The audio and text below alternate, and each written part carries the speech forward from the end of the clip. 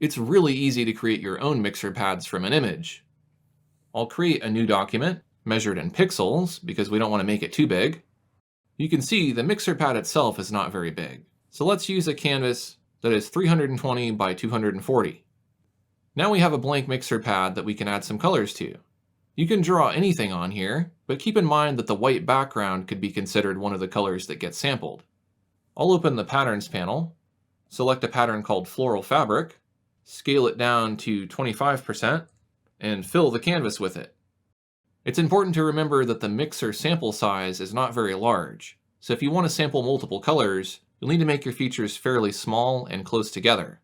Instead of a floral pattern, you could paint blobs of paint using any of the brushes in Painter. But let's say that this is going to be our mixer pad. I'll save this by going to Save As, and you can save as a RIF, PSD, TIFF, PNG, or JPEG. I'll choose RIF and call this Floral Mixer Pad.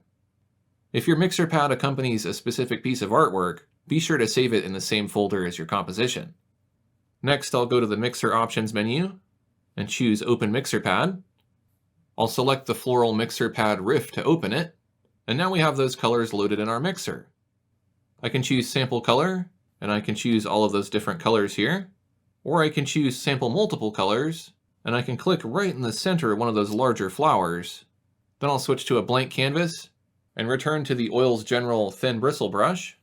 If I paint a dab and wiggle it around to let it build up, you can see that I'm essentially able to clone the image from the mixer pad to the canvas.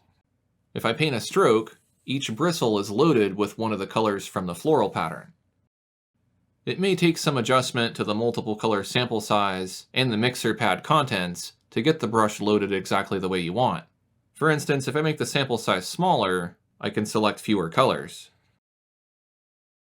Let's try it again with the broken paint variant, using both dabs and strokes. You can get a really nice mixture of colors using this technique.